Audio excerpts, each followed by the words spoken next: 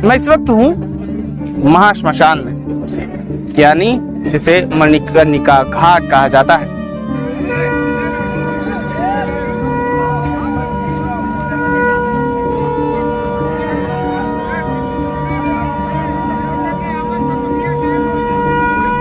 मणिकर्णिका घाट का पौराणिक महत्व तो है ही, बल्कि इसका एक ऐतिहासिक प्रमाण भी है।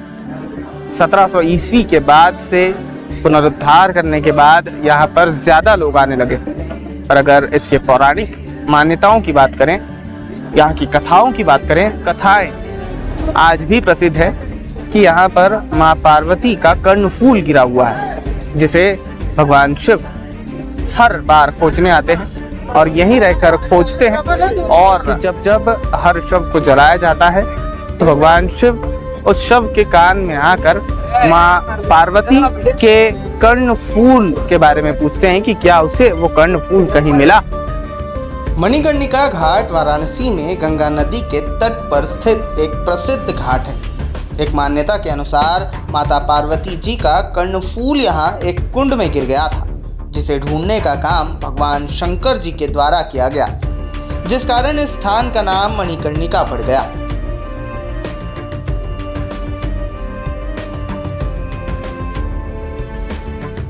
हर शव के कान में वो तारक मंत्र का उपदेश देते हैं। एक दूसरी मान्यता के अनुसार भगवान शंकर द्वारा मां पार्वती के पार्थिव शरीर का अग्नि संस्कार किया गया था इसी मणिकर्णिका घाट पर, जिस कारण इसे महाश्मशान भी कहा जाता है। आज भी लगातार यहाँ दाह संस्कार होते ही रहते हैं। नज़दीक में काशी की आद्या शक्ति पीठ विशालाक्षी जी का मंदिर विराजमान है। एक मान्यता के अनुसार स्वयं यहाँ आने वाले मृत शरीर के कानों में तारक मंत्र का उपदेश देते हैं भगवान शिव और उसे मोक्ष प्रदान कर देते हैं। काश्याम मरणांत मुक्ति, काशी में मरने से मुक्ति है। उस मुक्ति की प्राप्ति के लिए लोग आते हैं, 100 लेके आते हैं, पुण्य साध के लिए आते हैं, 80 विसर्जन के लिए आते हैं, तरह तरह से आते हैं। काशी में जो अपने जीवन का अंतिम समय व्यतीत करता है, या जिसका देह जो है काशी में छूटती है और उसका संस्कार अगर मणिकर्ण घाट पे होता है तो उसको सद्गति प्राप्त होती है। बड़े बड़े ऋषि महर्षि यही चाहते हैं कि उनका अंतिम सांस जो है वो काशी में लिया जाए और वहीं पर उनका जो है दाह संस्कार हो। मणिकर्णिका घाट की जो महानता है उसके लिए हम नतमस्तक हैं। इस घाट से जुड़ी 2 कथाएं और भी प्रचलित है। कहा जाता है कि भगवान शिव अपने भक्तों से इतने बिजी हो गए थे कि माँ पार्वती को समय नहीं दे पा रहे थे व्यस्तता के कारण। कथा के अनुसार भगवान शिव को अपने भक्तों से छुट्टी ही नहीं मिल पाती थी। देवी पार्वती इससे परेशान हुई और शिव जी को रोके रखने हेतु अपने कान की मणिकर्णिका वहीं छुपा दी और शिव जी से उसे ढूंढने को कहा। भगवान शिव उसे ढूंढ नहीं पाए और आज तक जिसकी भी अंत्येष्टि उस घाट पर की जाती है वे उसे पूछते हैं कि क्या उसने वो मणिकर्णिका देखी।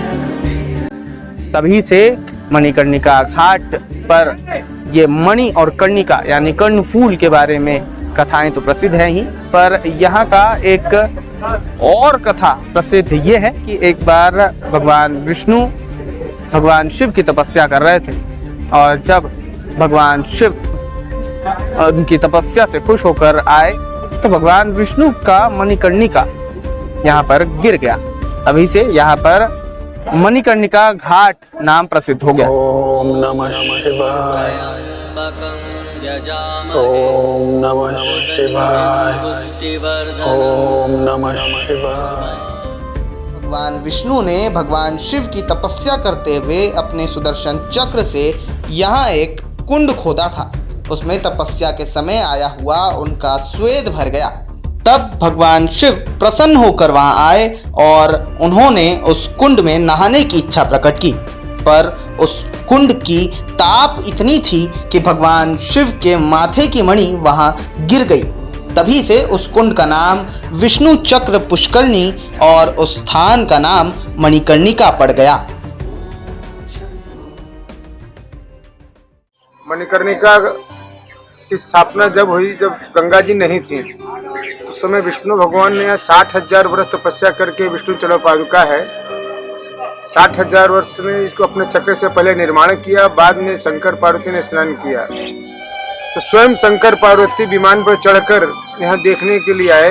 अच्छा सरोवर देखा, शुद्ध जल देखा, तो बोला पहले स्नान कर लेते हैं तो जलपान करते हैं।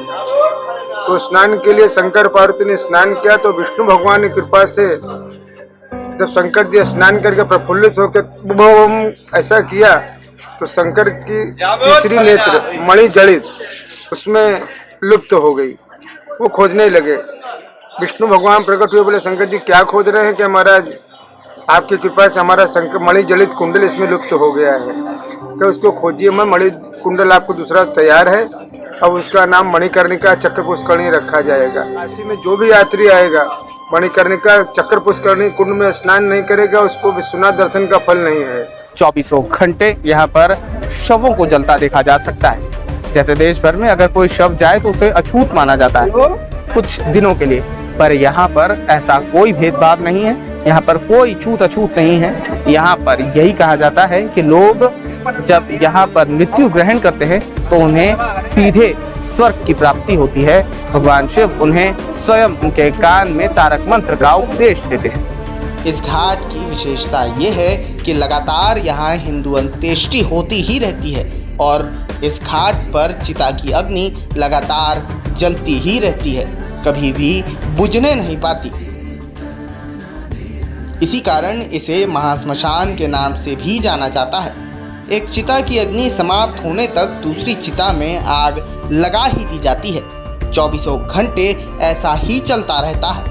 वैसे तो लोग स्मशान घाटों में जाना नहीं चाहते, पर यहाँ देश विदेश से लोग इस घाट का दर्शन भी करने आते हैं। और इस घाट की एक और विशेषता ये है कि यहाँ पर एहसास होता है कि जीवन का अंतिम सत्य यही है। वाराणसी में 84 घाटों में सबसे चर्चित घाट यही मणिकर्णिका घाट है।